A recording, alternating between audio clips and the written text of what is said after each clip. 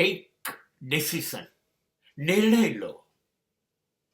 એક નાનકડી વાર્તા મને યાદ આવે છે. એક રાજા અને એનો પ્રધાન રથની અંદર નીકળતા હતા અને રોડની રસ્તાની બાજુમાં એક સસલું ઊભું હતું. દોડ્યું, રોડ વચ્ચે ગયું, પહોંચ્યું અને રથનો અવાજ સાંભળીને પાછું આવી ગયું. ફરી પાછું દોડ્યું, ફરી પાછું આવી ગયું. 2 વખત એનો જીવ બચાવી લીધો, પણ ત્રીજી વખત નીકળ્યો અને રથ એની ઉપર થઈને ફરી ગયો, મૃત્યુ પામી ગયો.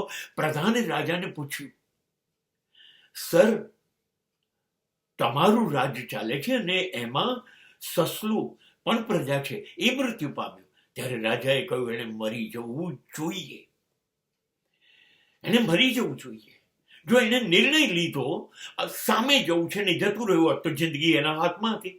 2 વાર તક મળી, ન ગયો. તો જો એ નિર્ણય નથી લેતો તો એને મરી જવું જોઈએ. બસ આ વાતનો મેસેજ મારી જિંદગી માટે પણ સાચો છે. તમે કોઈ પણ નિર્ણય લો, નિર્ણય વગર ના લો.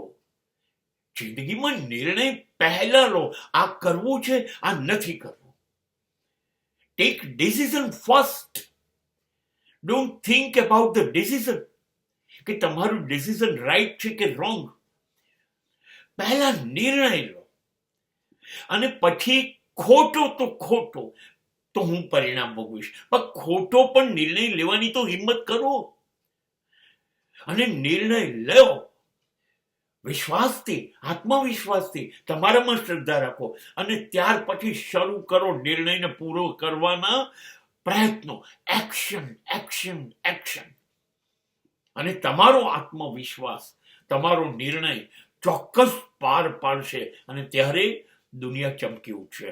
પણ નિર્ણય લો, પાર પાડવાના પગલાં ભરો અને આત્મવિશ્વાસ રાખો.